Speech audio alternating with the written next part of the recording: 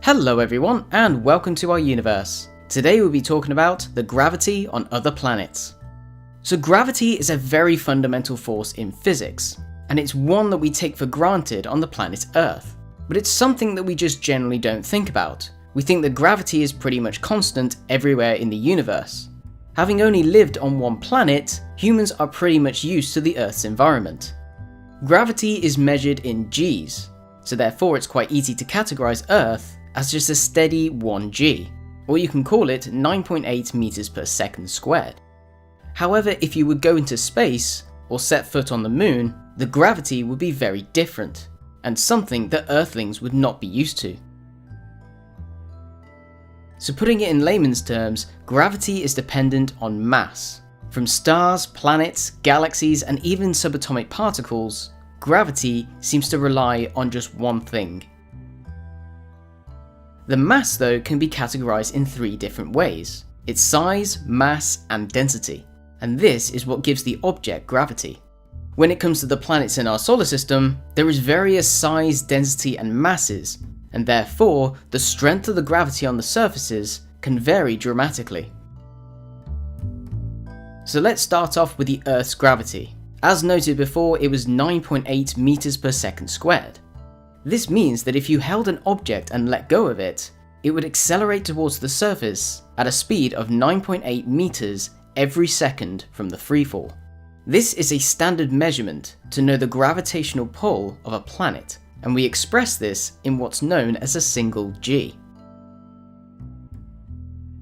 Isaac Newton's universal gravitational law states that two bodies can be expressed mathematically as a formula of a force, where F is the force, m1 and m2 are the masses of the objects interacting, and r is the distance between the centers of the object.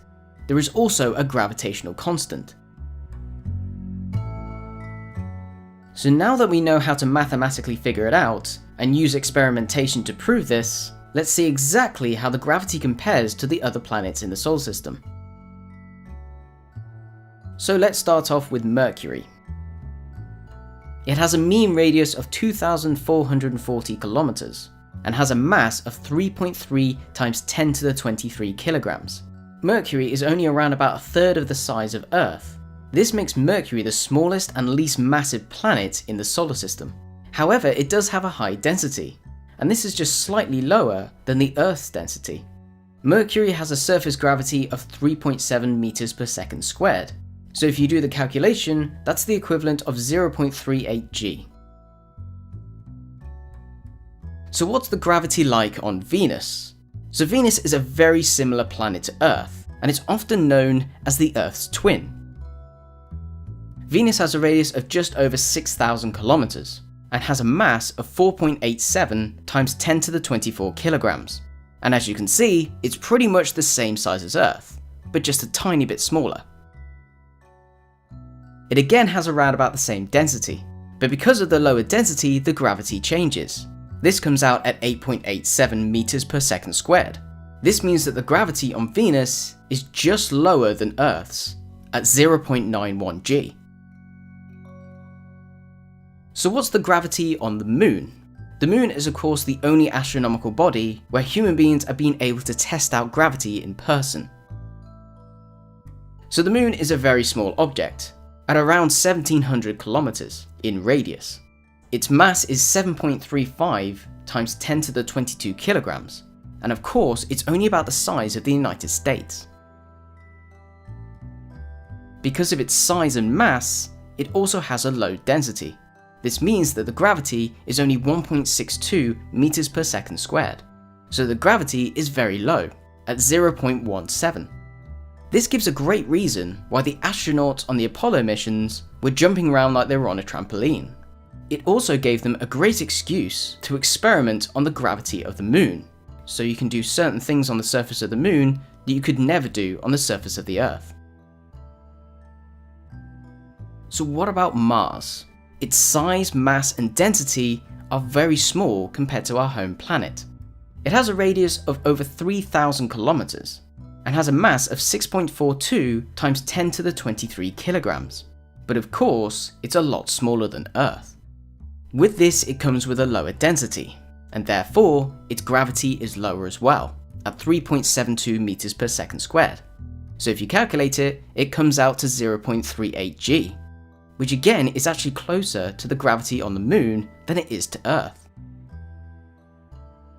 So what about the king of the planets, Jupiter? Well, Jupiter is just under 70,000 kilometers in radius, and has a mass of 1.9 times 10 to the 27 kilograms. And of course, because it's the giant of the solar system, it completely dwarfs the Earth and all of the inner planets. But because it's mainly made out of gas, it has a much lower density, and therefore because of its considerable size, it doesn't have a higher g than you'd expect. It only comes out at 24.75 meters per second squared. This means that Jupiter's gravity is only 2.53. That's only 2.5 times the strength of Earth, even though Jupiter's mass is over 320 times that of the Earth. So what's the gravity like on Saturn? Well, like Jupiter, Saturn is a very similar planet. At just under 60,000 kilometers, this is the second biggest planet in the solar system, and has a mass of 5.69 times 10 to the 26 kilograms. And of course, it dwarfs all of the inner planets put together. But again, it falls short like Jupiter because of its composition. This means that its gravity is only 10.44 meters per second squared. And surprisingly, it has near enough the same g as Earth does, at 1.07. So now we come to the outer solar system. This is the realm of the icy giants. So let's start with Uranus, or Uranus, whichever one you fancy.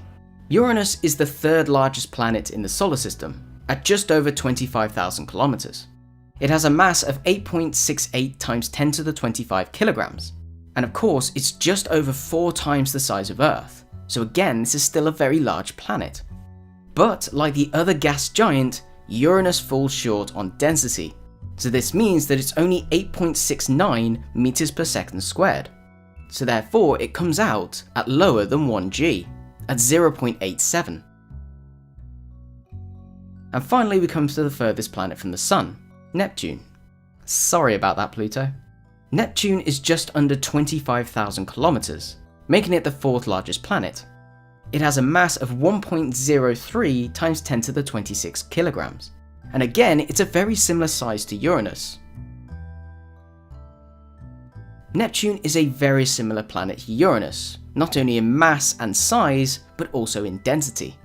But it does have a higher gravity, at 11.15 meters per second squared. This means that it actually goes higher than Earth, at 1.14 g. So it doesn't quite matter if you're on the surface of Mercury, the surface of Mars, or the clouds of Jupiter. Gravity basically determines the size, the mass, and density of all the planets and our Sun. It also seems to figure out the formation of our solar system and the orbits of the planets. Understanding the effect of gravity, or zero G, on the human body is essential for space travel, especially when you're going for long duration missions, like to the International Space Station, the Moon, or possibly even Mars. Knowing how strong the gravity is on other planets could help us understand more about gravity itself, because understanding the gravity of a planet basically relies on 3 things: its mass, its size, and its density.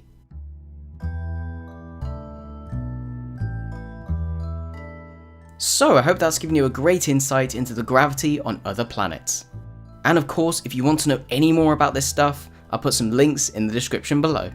And as always, if you've enjoyed the video, click the like button, and if you want to support the channel, click subscribe and support our Patreon page. Thank you for watching, and thank you for your support.